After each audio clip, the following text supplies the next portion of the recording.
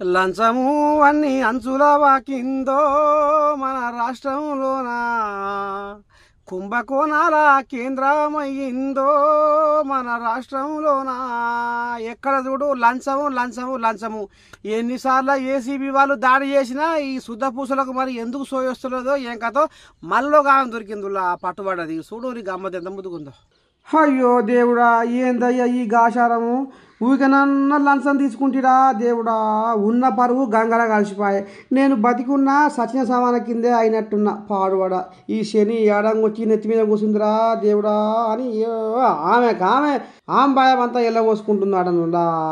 నేను తల ఎత్తుకొని బతికేదాన్ని తల దించుకోవాల్సి వచ్చినేవురా భగవంతా అని ఎక్కి ఎక్కి ఏడుస్తున్నాడనులా గీ సక్కన్ తల్లి.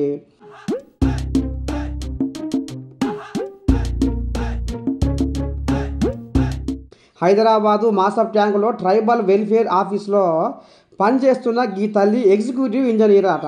ఈమె పేరు జగజ్యోతి అట.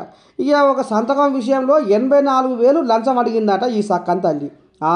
ఇక ఈ పుణ్యగంగా చేసిన ఉద్ధారకానికి లాభం లేదనుకున్న బాధితుడు ఏసీబీ వాళ్ళను ఆశ్రయిస్తే ఈ భాగవతం బయటపడ్డదట నుల్లా.